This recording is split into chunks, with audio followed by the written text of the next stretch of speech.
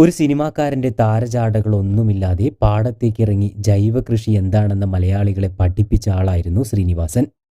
പുതിയ കാലത്തിന് വേണ്ട സാമൂഹിക രാഷ്ട്രീയ പ്രവർത്തനം ജൈവ കൃഷിയാണെന്നാണ് ശ്രീനിവാസൻ വിശ്വസിച്ചിരുന്നത്. അതുകൊണ്ട് തന്നെയാണ് എറണാകുളത്തെ കണ്ടനാട്ട് വാങ്ങിയ സ്ഥലത്ത് അദ്ദേഹം ജൈവ കൃഷി പരീക്ഷിച്ചത്. അത് വൻ വിജയമായതോടെ വീട്ടിലേക്ക് ആവശ്യമായ നെല്ലും പച്ചക്കറികളുമെല്ലാം കൃഷി ചെയ്യുന്നതിന് പുറമേ അദ്ദേഹം വിൽപ്പനയും ആരംഭിച്ചു. പരിസ്ഥിതിക്ക് വേണ്ടി എന്നും വാദിച്ചിരുന്ന ശ്രീനിവാസൻ സ്വന്തമായി ഒരു വീട് പണിയുമ്പോഴും അത് പരിസ്ഥിതി സൗഹൃദമാകണമെന്ന് അദ്ദേഹത്തിന് വാശിയുണ്ടായിരുന്നു. അങ്ങനെയാണ് കണ്ടനാട്ടെ സ്ഥലത്ത് 2 കോടിയോളം രൂപ ചെലവിട്ട് ഒരു പരിസ്ഥിതി സൗഹൃദ വസതി അദ്ദേഹം നിർമ്മിക്കുന്നത്. വായുമലിനീകരണം തടയാൻ പുനരുപയോഗിക്കാവുന്ന ഊർജ്ജ സ്രോതസ്സുകളാണ് ഈ വീട്ടിൽ ഉപയോഗിച്ചിരിക്കുന്നത്. വീടിന്റെ പുറകിൽ ധാരാളം മരങ്ങൾ നട്ടുപിടിപ്പിച്ചിട്ടുണ്ട്. കൂടാതെ വീടിന്റെ മുറ്റത്തെ ഒഴിഞ്ഞ സ്ഥലങ്ങളിൽ നിറയെ പച്ചക്കറി കൃഷിയും. വീടിന്റെ മുൻവശത്തെ പുൽത്തകടി വളരെ ശാസ്ത്രീയമായാണ് രൂപകൽപ്പന ചെയ്തിട്ടുള്ളത്. വളരെയധികം വെള്ളം ആവശ്യമില്ലാത്ത മെക്സിക്കൻ ഗ്രാസ് ആണ് ഇവിടെ പിടിപ്പിച്ചിരിക്കുന്നത്. ലോകപ്രശസ്ത ആർക്കിടെക്റ്റുകളിൽ ഒരാളായ മഹേഷിന്റെ മേൽനോട്ടത്തിലാണ് ഈ കെട്ടിടം നിർമ്മിച്ചത്.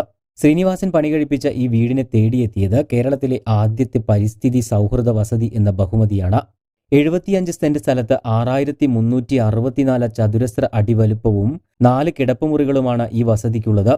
ജനിച്ചതും വളർന്നതുമെല്ലാം കണ്ണൂരാണെങ്കിലും പക്ഷേ അദ്ദേഹത്തിന് ഏറ്റവും പ്രിയപ്പെട്ട ഈ വീട്ടിൽ തന്നെയാണ് മക്കൾ അച്ഛനായുള്ള അന്ത്യവിശ്രമം ഒരുക്കിയിരിക്കുന്നത്.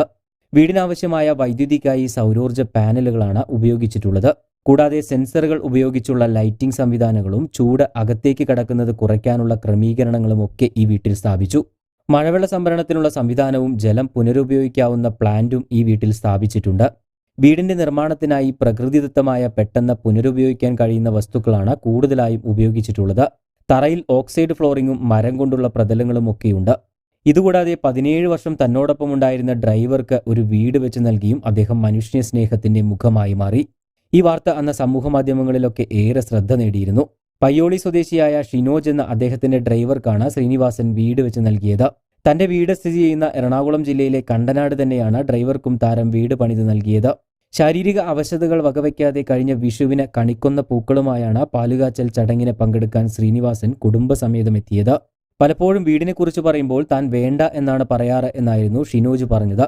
എന്നാൽ പിന്നീട് വിനീത് ശ്രീനിവാസൻ വിളിച്ച് അച്ഛൻ സന്തോഷമായി ഒരു കാര്യം ചെയ്ത് തരുന്നതല്ലേ, വേണ്ടെന്ന് പറയരുതെന്ന് പറഞ്ഞപ്പോഴാണ് ഷിനോജ് അതിന് തയ്യാറായത്.